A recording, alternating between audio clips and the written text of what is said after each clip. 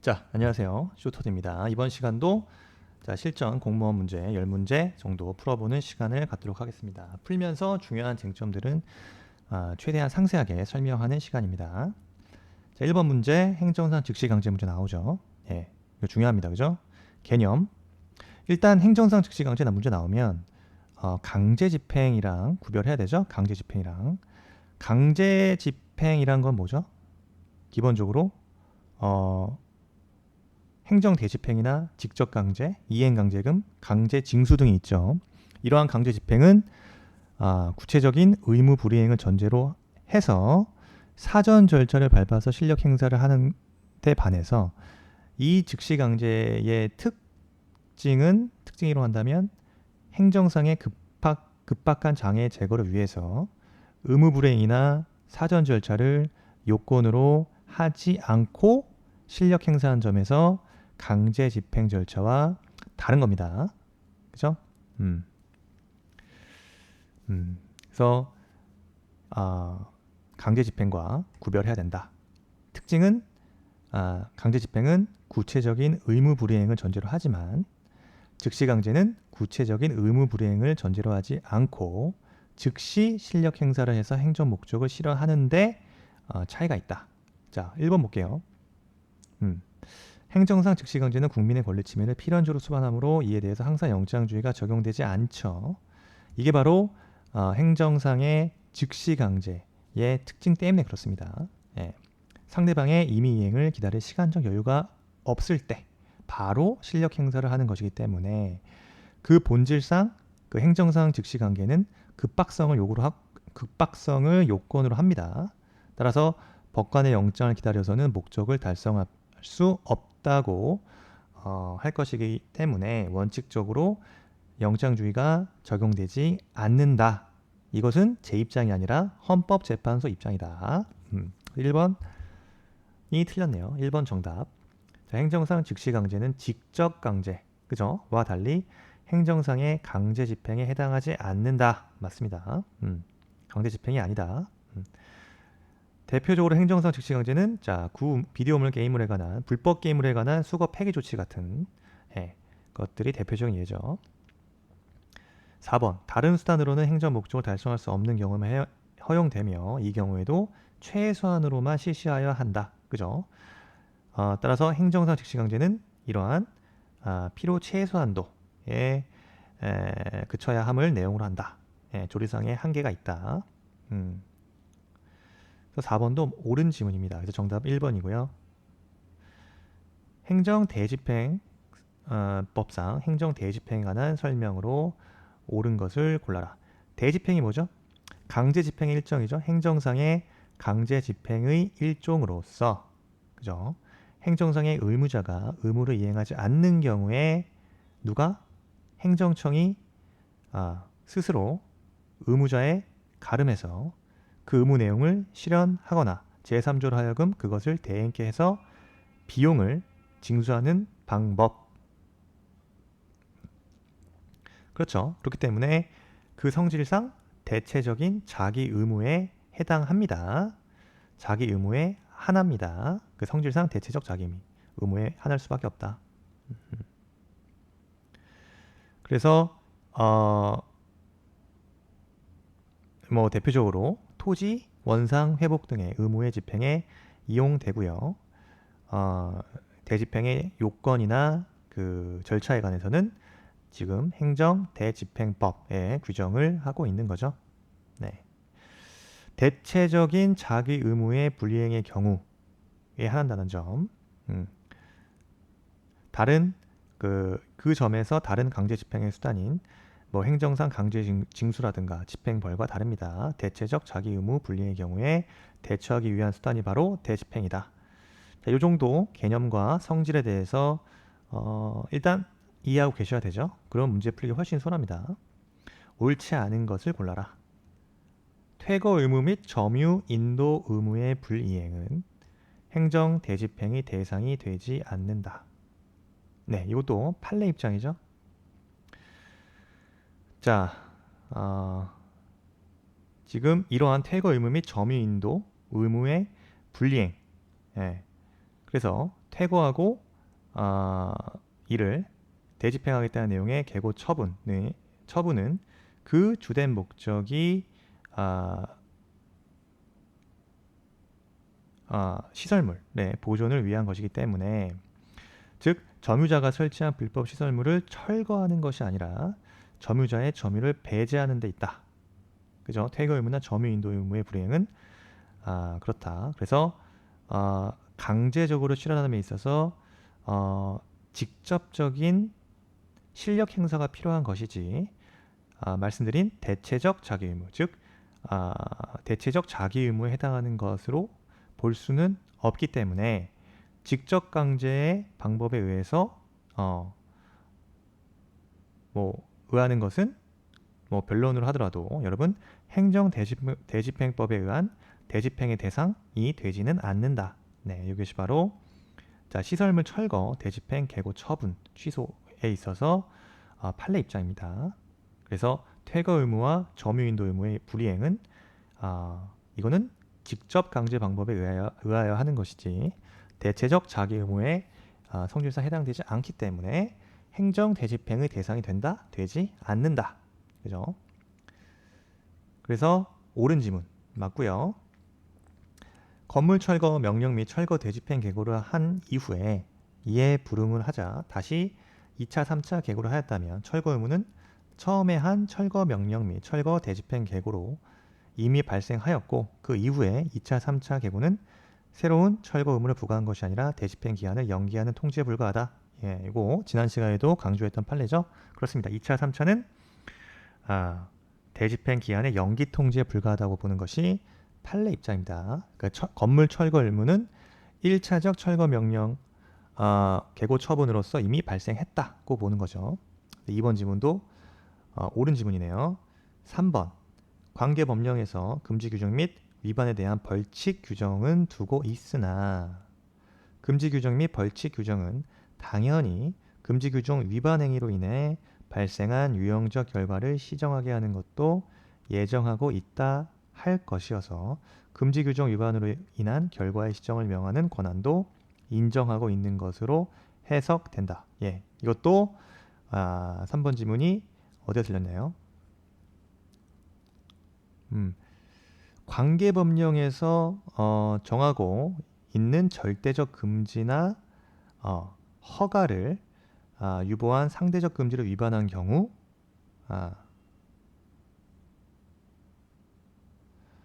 이런 경우는요, 그 당의 법령에서 그 위반자에 대하여 위반에 의해서 생긴 유형적 결과에 시정을 명하는 행정처분의 권한을 인정하는 규정을 두고 있지 아니하는 이상, 이때 법치주의 원리에 비추어 볼 때 위와 같은 부작위 의무로부터 의무를 위반함으로써 생긴 결과를 시정해야 하는 자기 의무를 당연히 끌어낼 수는 없다는 것이 판례 입장이죠.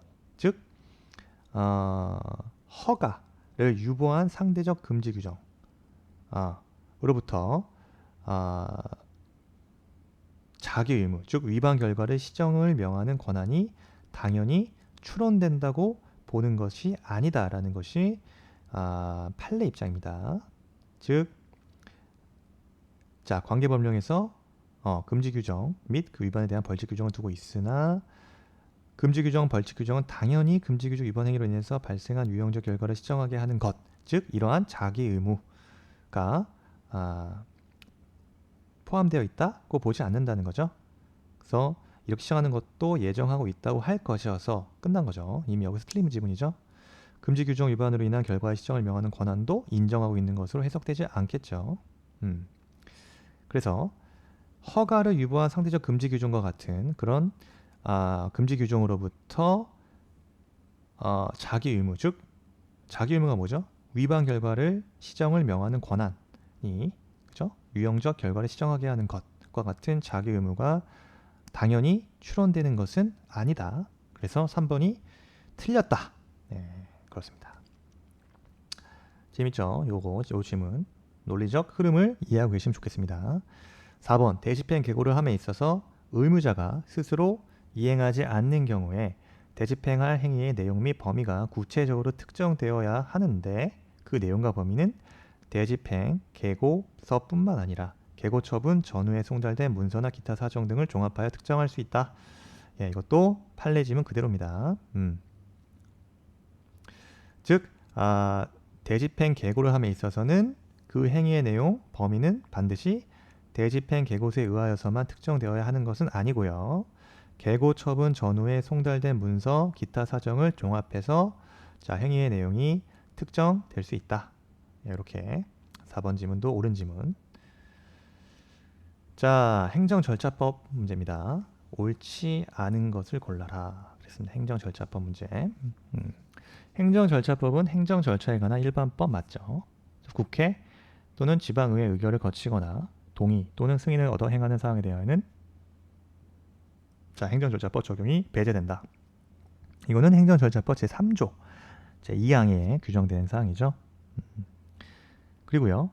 행정과정에 대한 국민의 참여와 행정의 공정성, 투명성, 신뢰성을 확보하고 국민의 권익을 보호함을 목적으로 하는 행정절차법 입법 목적과 행정절차법 제3조 제2항, 제9조 규정 내용 등에 비추어 볼 때 공무원 인사관계 법령에 의한 처분에 관한 사항에 대하여 행정절차법 적용이 배제됩니까? 아닙니다. 요 마지막 부분이 틀렸죠? 공무원 인사관계 법령에 의한 처분에 관한 사항 전부에 대해서 행정절차법 적용이 배제되는 게 아닙니다. 그런 걸 배제되는 것이 아니라 성질상 행정절차를 거치기 곤란하거나 불필요하다고 인정되는 처분 혹은 행정절차에 준하는 절차를 거치도록 하고 있는 그러한 처분의 경우에 한해서 행정절차법 적용이 배제되는 것이다. 2번 지문이 틀렸네요. 그래서 행정절차법 적용이 전부 그 인사법령에 의한 처분 전부에 대해서 행정절차법 적용이 배제되는 것은 아니다. 네, 요거 기억하셔야 됩니다. 헷갈릴 수 있으니까. 틀린 지문이에요. 3번 대법원에 따르면 행정절차법 적용이 제외되는 의결 결정에 대해서는 행정절차법 적용하여 의견 절차를 생략할 수는 없다. 3번 지문 옳은 지문이죠. 행정절차법 제3조 2항에 규정되어 있는데 그때 행정절차법 소종의 의견 청취 절차 생략 사유가 존재한다고 하더라도 그죠? 예를 들어서 공정거래위원회는 행정절차법을 적용해서 의견 정치를 생략할 수는 없습니다. 그래서 대법원에 따르면 행정절차법 적용이 제외되는 의결 결정에 대해서는 행정절차법 적용해서 의견 청취 절차를 생략할 수는 없다. 맞는 지문이에요. 행정절차법은 국세기본법과는 달리 행정청에 대하여만 신의성실 원칙에 따를 것을 규정하고 있다. 이것도요. 국세기본법은 옳은 지문인데요. 국세기본법은 공무원뿐만 아니라 납세자에게도 신의성실 원칙에 따를 것을 규정하고 있지만 행정절차법은 누구한테만?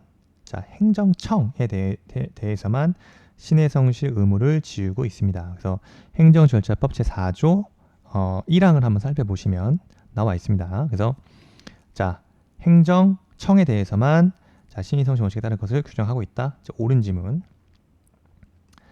4번 보겠습니다. 행정소송법상 취소소송에서 확정된 청구 인용 판결 효력 옳지 않은 것을 골라라. 1번이요. 취소 판결의 효력은 소급적이다. 그죠? 취소 판결에 의해 취소된 영업허가 취소 처분이 이후에 영업폐기는 무허가 영업에 해당하지 않는다? 맞습니다. 네. 취소 판결의 효력은 원칙적으로 소급적이기 때문에 취소 판결에 의해서 영업허가 취소 처분 이후, 영업허가 취소 처분 이후의 영업폐기는 무허가 영업에 해당하지는 않습니다. 그렇죠?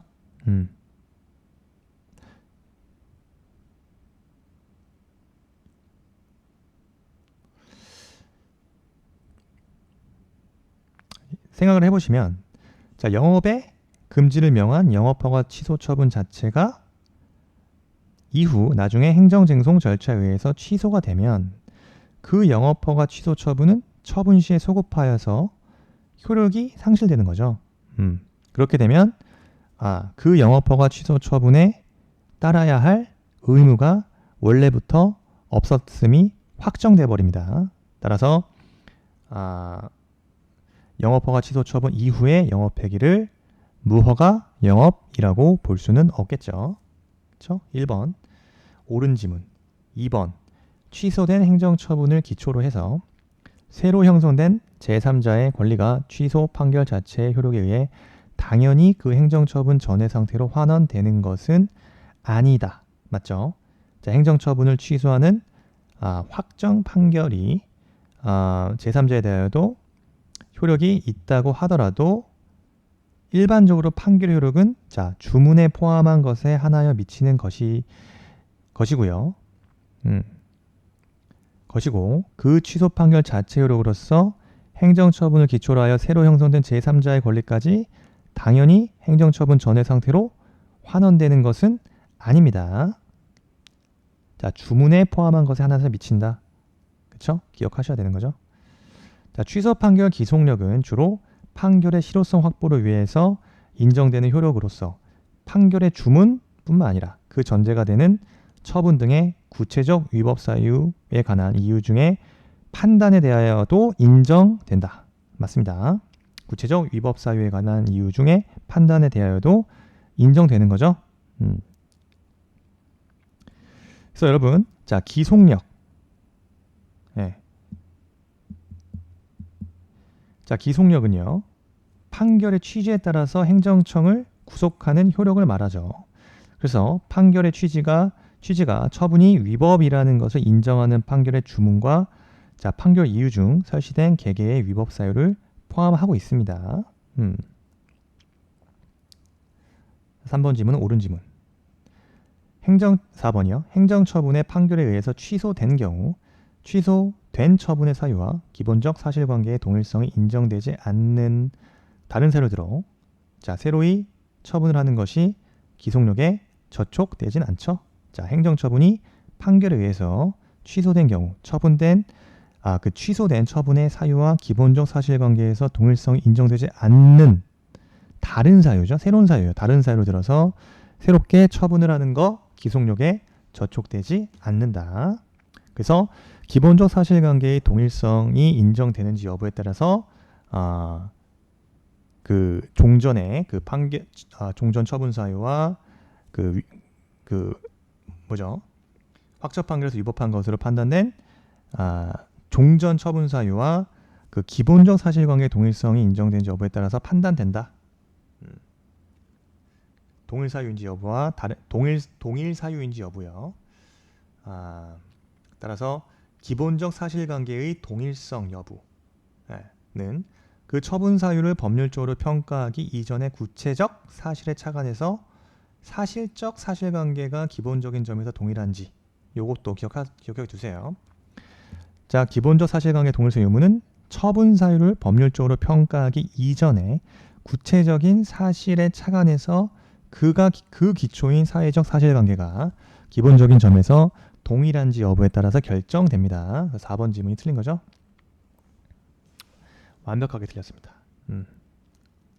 압도적으로 틀렸죠. 4번. 자, 이번 사례 문제네요. 갑은 관할행정청에 토지의 형질 변경 행위가 수반되는 건축 허가를 신청했고요. 관할행정청은 갑의 건축기간 동안 자재 등을 도로에 불법 적치하지 말 것이라는 부관을 붙였네요. 이에 대한 설명으로 옳지 않은 걸 골라라. 그쵸? 1번 보겠습니다. 옳은 걸 골라라. 1번 토지 형질 변경 허용 여부에 대해서 행정청의 재량이 인정되더라도 주된 행위인 건축 허가가 기속 행위인 경우 갑에 대한 건축 허가는 기속 행위로 보아야 한다. 자, 토지 형질의 그 형질 변경 허가와 토지의 형질 변경을 수반하는 건축 허가는 기속 행위가 아니라 이거는 행정청의 재량권이 부여된 자, 재량 행위에 속한다고 보죠. 1번 질문 틀렸습니다. 그래서 토지의 형질 변경 허가는 그 금지 요건이 불확정 개념으로 규정되어 있어서 금지 요건에 해당하는지 여부를 판단함에 있어서 행정청에게 재량권이 부여되어 있다. 즉 기속행위라고 볼 수 없고요. 자, 재량행위다. 재량행위로 봐야 된다. 자, 1번 틀렸죠. 위 건축 허가에 대해서 건축주 을로 변경하는 건축주 명의 변경 신고가 관련 법령의 요건을 모두 갖추어 행해졌다고 하더라도 관할 행정청이 신고의 수리를 거부하는 경우 그 수리 거부 행위는 을의 권리 의무에 직접 영향을 미치는 것으로서 취소 소송의 대상이 되는 처분이다라고 보는 게 판례 입장이죠. 그래서 자, 있는 그대로입니다. 건축주 명의 변경 신고 수리 거부 행위 이건요.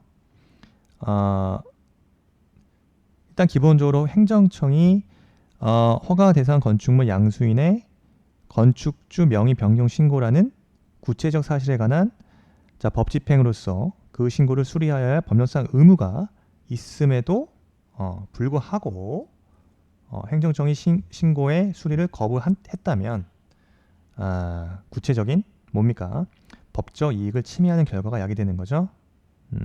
양수인으로서는 그렇습니다. 구체적인 법적 이익을 침해하는 결과가 발생하기 때문에 양수인의 권리 의무에 직접 영향을 미치는 것으로서 취소 소송의 대상이 되는 처분이다. 그래서 2번 지문이 옳은 지문이네요. 자, 3번이요. 갑은 위 부관을 위반해서 도로에 자재 등을 불법 적치한 경우 관할 행정청은 곧바로 행정대집행법에 따라 불법 적치된 자재 등을 제거할 수 있다.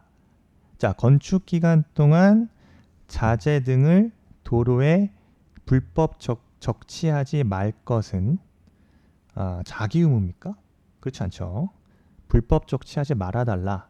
즉 부자기 의무를 부과한 부담에 해당하는 거죠.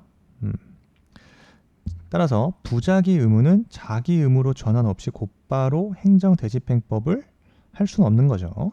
그래서 행정대집행법에 따라 불법 적치된 자재 등을 제거할 수 있다. 틀린 지문이에요. 자, 3번 틀린 지문.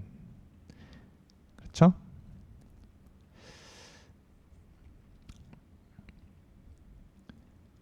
자, 그리고요. 마지막 지문이요.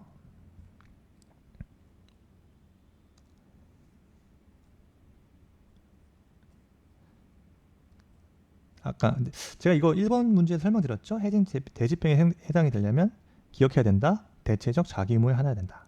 이건 부자기 의무이기 때문에 자기 의무의 전환 없이 자기 의무로의 전환 없이 곧바로 행정 대집행 행사할 수 없는 거죠. 자, 3번 잘 기억하시고 대집행의 성질을 잘 알고 있어야 된다. 4번이요. 갑이 위 부관을 죄송합니다. 왜 이래 이거. 갑이 위 부관에 위반하였음의 이유로 자, 관할 행정청이 건축 허가의 효력을 소멸시키려면 법령상의 근거가 있어야 한다. 자, 틀렸죠. 어디가 틀렸죠? 갑이 부관에 위반하였음의 이유로 관할 행정청이 건축 허가의 효력을 소멸시키려면 자, 행정청은 건축 허가를 철회하여야 하죠. 자, 행정행위 철회는 여러분 법령상의 근거가 있어야 됩니까? 그렇지 않죠. 행정행위의 철회는 법령상의 근거가 없더라도 철회할 수 있는 겁니다. 그래서 4번 지문도 자, 법령상 근거가 있어야 된다. 이 부분 틀렸다. 그래서 좀 어려운 문제. 이런 문제는 잘 저장해 놨다가 그죠? 여러분 이거 저장하는 키가 있어요. 그럼 내 문제, 마이 문제 들어가면은 이 문제가 저장이 됩니다. 그래서 이 문제는 잘 기억하고 계셔야 된다. 너무 중요한 문제. 자, 행정절차법상 사전통지와 의견 제출. 요거는 간단히 정리하죠. 정답. 자, 1번 항만시설 사용허가 신청에 대해서 거부 처분을 하는 경우 사전에 통지해서 의견 제출 기회 주어야 된다? 그쵸. 그렇지 않습니다. 그래서 절차 요건으로 하지 않는다. 옳은 거 고르라 그랬죠? 2번 용도를 무단 변경한 건물의 원상 복구를 명하는 시정명령 및 개고 처분 당연히 사전 통지할 필요가 있죠. 사전 통지 절차 요건입니다. 자, 2번 필요 없다 틀렸고요. 3번 고시의 방법으로 불특정 다수인 상대로 권익을 제한하는 처분하는 경우 절차 불료죠. 필요 없다. 주어야 한다가 아니죠. 자, 고시의 방법. 고시에 의한 불특정 다수인 상대로 처분하는 경우 절차 요건으로 하지 않습니다. 그죠? 4번 공매를 통하여 체육시설을 인수한 자의 체육시설업자가 지위승계 신고를 수리하는 경우 종전 체육시설업자에게 사전에 통지하여 의견 제출 기회 주어야 한다. 맞죠? 해서 그 행정절차법 규정에 의해서 정한 당사자에 해당하는 종전 그 체육시설업자에 대하여 행정절차 실시해야 된다. 절차를 요건으로 한다. 그래서 4번이 맞네요. 나머지 여러분들 간단하게 이거 다 기억하고 계셔야 됩니다. 항만시설 사용허가 신청 거부 처분 절차 요건으로 하지 않는다. 건물 무단 용도 시정명령하거나 개고 처분 절차를 당연히 요건으로 하고, 자, 고시에 의한 불특정 다수인 상대에 대한 처분 절차 요건으로 하지 않는다. 기억하셔야 돼요. 6번 지문 하나하나. 자, 대집행 문제 또 나왔네요. 옳지 않은 거 골라라. 일단 정답이 바로 보이네요. 자, 해가 지기 전에 대집행을 착수한 경우를 할지라도 해가 진 후엔 대집행할 수 없습니까? 그렇지 않죠?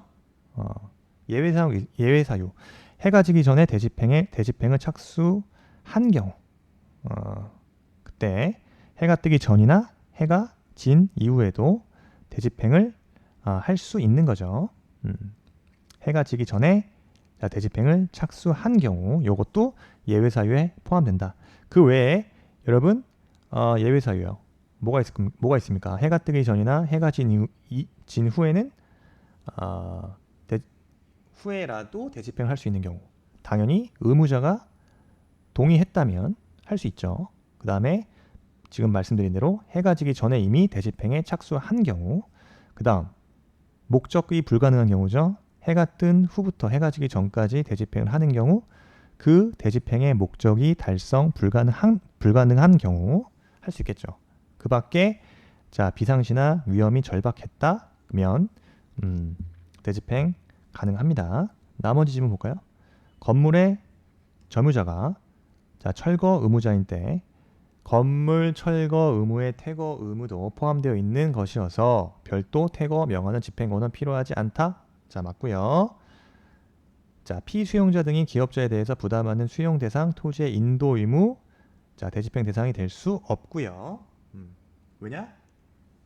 피수용자 등이 기업자에 대해 부담하는 수용 대상 토지 인도 의무는 그 성질이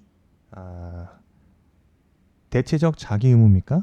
그죠? 대집행이 되려면 기본적으로 대체적 자기 의무의 하나여야 하는데, 보세요. 여기서 말하는 피수용자의 기업자에 대해서 부담하는 수용 대상 토지의 인도 의무, 여기서 말하는 인도에 자, 당연히 명도도 포함되는 것이고요. 이러한 명도 의무는, 그죠? 인도 의무, 명도 의무는 강제적으로 실현하면서 직접적인 실력 행사가 필요한 것이죠. 대체적 자기 의무라고는 볼 수 없다. 따라서 자, 대집행의 대상이 된다, 되지 않는다. 이게 판례 입장입니다. 3번 민사소송법 절차. 민사소송 절차에 따라서 민법 제750조에 의한 손해배상으로서 대집행 비용의 상환 청구를 상환을 구하는 청구의 소의 이익이 없어 부적법하다. 자, 3번 지문도 중요한 자, 판례 입장입니다. 행정대집행법이 대집행 비용의 징수에 관하여 민사소송 절차에 의한 소송이 아닌 간이하고 경제적인 특별 구제 절차를 마련해 놓고 있기 때문에 당연히 위 청구의 소는 이익이 없다고, 부적법하다고 판례는 보고 있습니다. 그죠? 왜냐? 굳이 안 가도 행정대집행법에 이미 자, 특별 구제 절차를 마련해 놓고 있기 때문에 소의 이익이 없어서 부적법하다고 보는 거죠. 그렇습니다. 자, 대집행 잘 정리하셔야 돼요. 대집행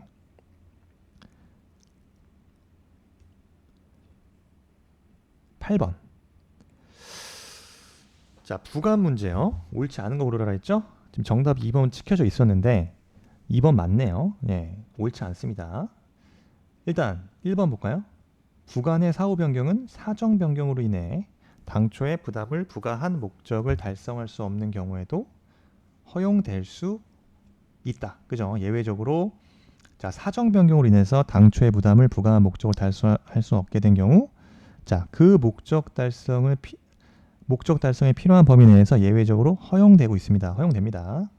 1번 옳은 지문. 2번 허가의 자, 유효 기간이 지난 후에 그 허가의 기간 연장이 신청된 경우 허가권자는 특별한 사정이 없는 한 유효기간 연장해 주는 이거 맞는 지문 같지만 이거 틀린 지문이에요. 네. 왜냐하면 이렇게 된 경우는요. 기존의 허가는 이미 실효됐죠. 실효된 것으로 신규 허가를 신청한 것이라서 반드시 해줘야 되는 것은 아닙니다. 유효기가 이미 지났잖아요. 그럼 이미 실효된 겁니다. 그래서 신규 허가를 자 신청한 것이기 때문에 유효기간 연장해야 된다. 그죠? 반드시 해줘야 되는 것은 아니에요. 좀 더 판례 문구 그럴싸하게 얘기하면요. 종전의 허가 처분과는 별도의 새로운 허가 내용으로 하는 행정처분을 구하는 것이기 때문에 이러한 경우에는 이를 새로운 허가 신청으로 보아서 법의 관계 규정에 의해 허가 요건의 적합 여부를 새로이 판단해야지. 자, 그 허가 여부를 결정하여야 한다. 즉, 특별한 사정이 없는 유효기간을 자동 연장해 주는 것은 아니다. 이거죠. 자, 그래서 2번이 틀린 지문이고요.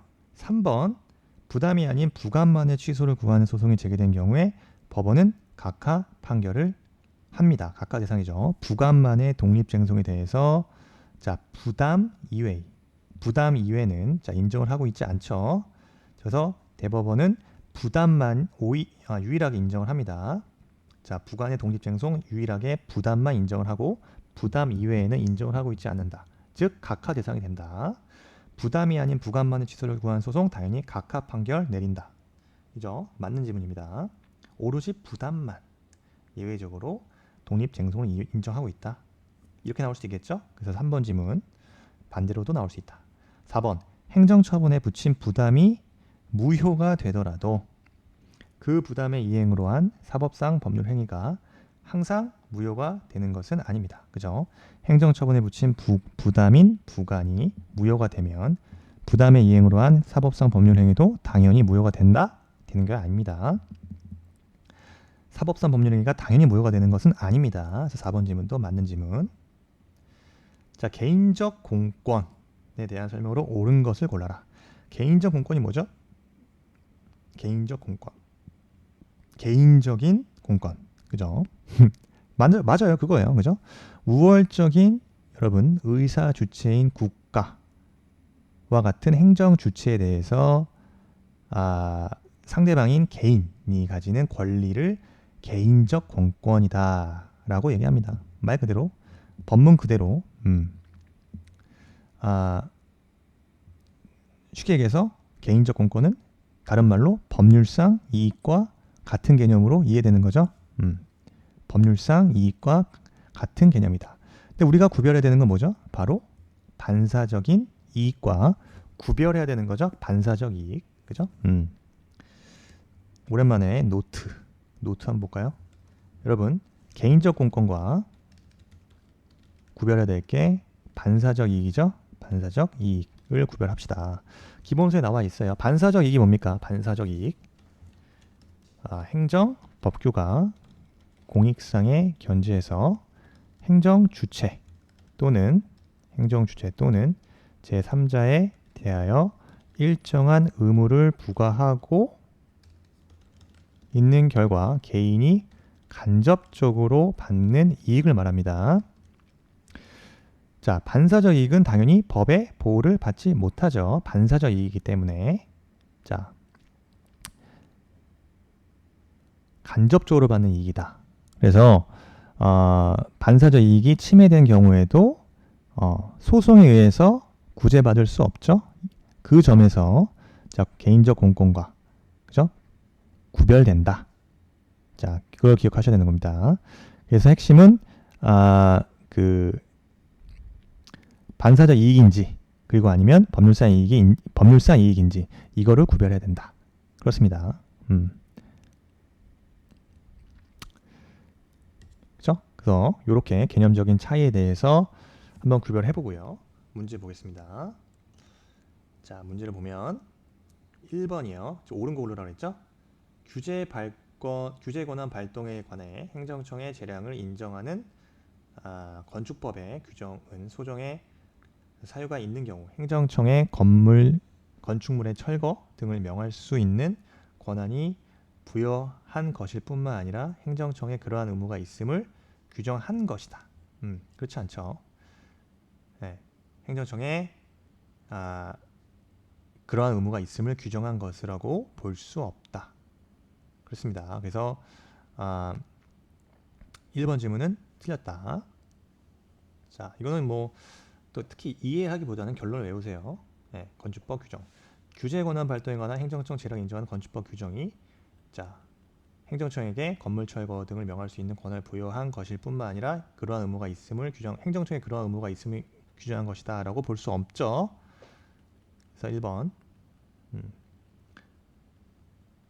틀린 질문. 2번 공무원의 직무행위로 인해서 국가배상 책임이 인정되려면 공무원에게 부과된 직무상 의무의 내용이 단순히 공공 일반의 이익을 위한 것이거나 행정기관 내부의 질서를 규율한 것이 아니고 전적으로 또는 부수적으로 사회 구성원 개인의 안전과 이익을 보호하기 위하여 설정된 것이어야 한다. 그죠? 판례 요지 그대로 지금 그대로입니다. 그래서 상당 인가 관계가 인정되기 위하여는 공무원에게 부과된 직무상 의무의 내용이 단순히 공공 일반의 이익을 위한 것이거나 행정기관 내부의 질서를 규율한 것이 아니라 전적으로 또는 부수적으로 사회 구성원 개인의 안전과 이익을 보호하기 위해서 설정된 것이어야만 한다. 그래서 2번이 옳은 지문. 자, 3번이요. 다수의 검사 임용 신청자 중에 일부만을 검사로 인용 하는 결정을 함에 있어서 다수 임용 신청자들에게 전형의 결과인 임용 여부의 응답을 할 것인지는 임용권자의 편이 재량사항이다. 재량사항이 아니라고 보죠. 자, 3번 지문. 검사의 임용 여부는 임용권자의 자유 재량에 속하지만 지금 이 사항이요. 임용권자가 동일한 검사 신규 임용의 기회에 일부만을 검사로 임용하는 결정을 함에 있는 경우, 그러한 경우는 조리상 임용권자는 임용 신청자들의 전형의 결과인 임용 여부에 응답을 해줄 의무가 있다고 봐야 된다. 즉 응답할 것인지 여부조차 임용권자의 편의 재량사항이라고 할 수 없다는 것이 판례 입장. 셉니다. 그래서 임용 신청자들에게 전형의 결과인 임용 여부에 응답해줄 의무가 있다. 응답해줄 것조차 편의 재량사항이라 보지 않고 응답 여부는 기속 재량행위다. 편의 재량사항이 아니라 기속적인 재량행위다. 그죠? 기속 재량행위다. 요 뒷부분이 틀린 거죠? 편의 재량사항이 아닙니다. 3번도 틀렸고 4번 일반적인 개인적 공권 성립 요건인 사익보호성은 무하자 재량 행사 청구권이나 행정 개입 청구권에는 적용되지 않는다가 아니죠. 무하자 재량 행사 청구권이 성립하기 위해서는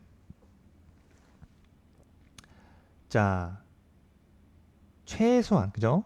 행정작용의 근거 규범이 공익뿐만 아니라 최소한 부수적이라도 사익을 보호의 대상으로 하고 있어야 한다고 보고 있습니다. 그래서 행정개입 청구권이 그리고 또한 행정개입 청구권도 당의 근거 법규와 그 관계 법규의 목적 취지가 공익만 아니라 사익까지도 보호하려는 취지여야만 합니다. 그죠?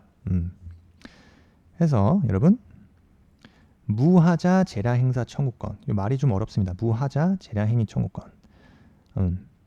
즉 뭡니까? 재량 행위 영역에서 개인이 행정청에 대해서 종국 처분에 이르는 과정에 있어서 하자 없는 적법한 재량 처분을 요구할 수 있는 공권입니다.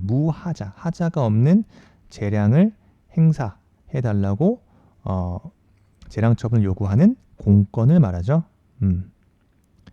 즉 재량행위 경우에 무하자 재량 행사 청구권이 인정되고요.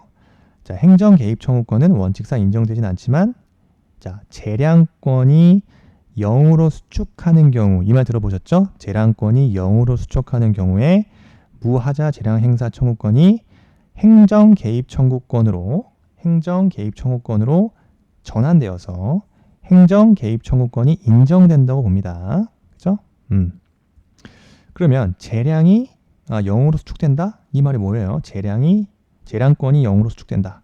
즉 중요한 법익에 대한 현저한 위험이 존재하는 경우와 같은, 예를 들어서 뭐죠? 생명 또는 건강에 대한 위험이라든가 중요한 물건에 대한 직접적인 위험이 있는 경우에 그 결정 재량이 축소된다는 거죠.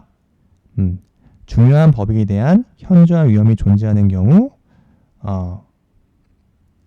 그때는 결정 재량은 축소된다는 것이 재량권이 0으로 수축된다라는 뜻입니다. 따라서 재량권이 0으로 수축하는 경우에는 무하자 재량 청구권이 뭘로 바뀌어요? 행정 개입 청구권으로 전환되어서 행정 개입 청구권이 인정이 된다. 이거 참고로 알아두세요. 그리고 여러분 당연히 행정 개입 청구권 보장으로 적절한 소송 수단이 뭐죠? 의무이행 소송이지만 현행법상 인정하고 있지 않다. 이것도 이제 나올 수 있는 지문이죠. 의무이행 소송이지만 현행법상 인정하고 있지 않다는 거. 그리고 수익적 행정행위인 경우뿐만 아니라 부담적 행정행위인 경우에도 적용될 수 있어요. 무하자 재량 행사 청구권은. 그래서 어쨌든 약간 말이 어려울 수 있다.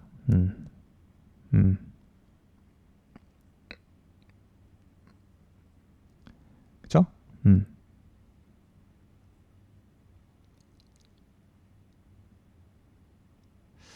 그래서 이 무하자 재량 행사 청구권이요. 그러니까 여러분 기본소나 행정법 기본소를 보면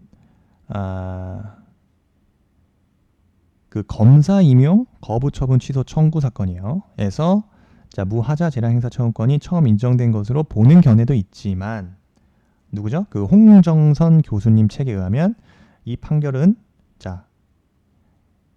타당하지 않다. 그죠? 독자적인 권리로서의 무하자 재량 행사 청구권을 인정한 판례로 보는 것은 타당하지 않는다라고 나와 있습니다.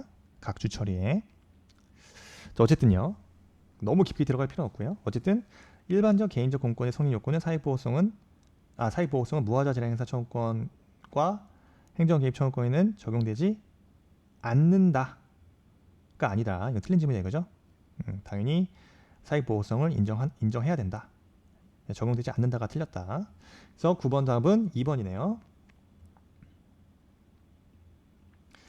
행정절차법의 행정절차에 대한 설명으로 옳지 않은 걸 골라라. 1번이요. 단순 반복적인 옳지 않은 걸로 고르라 그랬죠. 단순 반복적 처분, 경미한 처분으로서의 당사자가 그 이유를 명백히 알 수 있는 경우를 하더라도 처분 후에 당사자가 요청하는 경우 당연히 당사자가 요청하는데 그죠? 근거 이유를 제시해야 되죠? 맞습니다. 행정청이 당사자에게 의무를 과하거나 권익을 제한하는 처분을 하는 경우라도 당사자가 명백히 의견 진술 기회를 포기한다는 뜻을 표시했다면 의견 청취하지 아니할 수 있죠. 맞습니다. 이것도. 행정청이 대통령을 입법 예고하는 경우 이를 국회 소관 상임위원회에 제출하여야 한다. 그죠? 국회 소관 상임위원회에 제출하여야 한다. 이거는 이제 법령이고요. 4번. 인허가 등의 취소나 신분 자격의 박탈, 법인이나 조합 등의 설립 허가의 취소 시에 의견 제출 기한 내에 당사자 등의 신청이 있는 경우에 공청회를 개최한다. 어디가 틀렸습니까? 공청회가 아니라 이거는 청문 실시 사유죠. 청문 실시 사유다. 공청회 사유가 아니라 청문 실시 사유다. 예를 들어서 또 뭐가 있죠? 청문 실시 요건 다른 법령 등에서 청문을 하도록 규정을 하거나 행정청이 필요하다고 인정하는 경우, 그 다음에 이런 거요. 4번 질문. 인허가 등의 취소나 신분작용의 박탈, 법인이나 조합 등의 설립, 허가 취소 시 의견 제출 기간 내 당사자의 신청이 있는 경우 이때 청문을 실시한다. 그죠? 4번 질문은 공청회가 아니라 청문을 실시한다. 공청회 실시사는 뭐죠? 참고로 알아두세요. 네. 공청회 실시사유. 공청회의 실시사유. 자, 1번. 자, 다른 법령 등에서 공청회를 개최하도록 규정하고 있거나 또 뭐 있죠? 두 번째. 해당 처분의 영향이 광범위해서 널리 의견을 수렴할 필요가 있다고 행정청이, 그죠? 누가? 행정청. 요거 주어가 누구냐? 행정청입니다. 행정청이 인정하는 경우. 요때는 공청회 실시사유다. 중요하죠? 청문 실시사유랑 헷갈리시면 안 돼요. 공청회 실시사유는 요 두 가지입니다.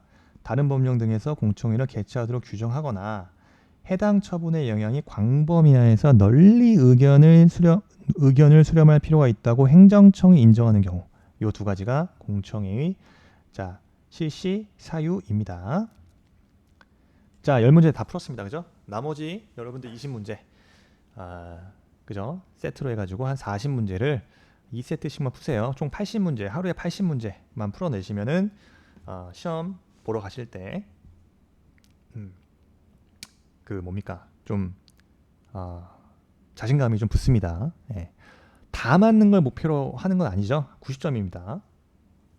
그래서 기출문제랑 단순히 기출문제의 정답을 외운다고 되는 게 아니라 제가 지금 이렇게 해설하는 것처럼 기출문제의 테마를 조금 깊이 있게 들어가시는 공부, 이게 제일 좋아요. 그러면 기본소를 또 보시거나 실전 동형 모의고사를 문제를 보실 때 조금 새로운 새로운 판례라든가 요런 거에서 또 이제 그 당락이 결정이 되잖아요.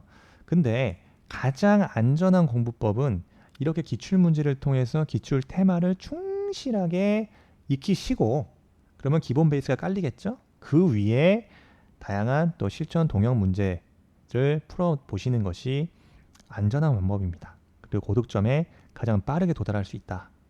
그렇습니다. 하여튼 뭐 오늘도 10문제 같이 풀어봤고요. 여러분 부담 없이 혼자서 계속 공부를 하시고 기본서 모르는 거 기본서 찾아가면서 계속 기본서와 쇼터디의 문제풀이와 또 여러분들이 갖고 있는 종이로 된 기출문제집 등을 함께 병행하시기를 추천드립니다. 어쨌든 기본서든 종이로 된 문제집을 열심히 회독수로 늘리는 거랑 이런 식으로 문제를 직접 푸는 거랑은 완전히 다른 거예요.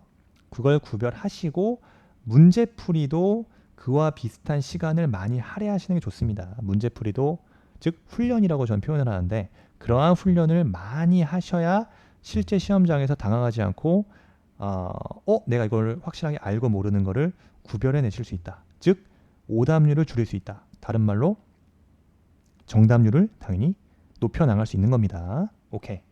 아무튼 뭐 수고 많이 하셨고요. 자, 고생 많이 하셨습니다. 이상 마치겠습니다. 감사합니다.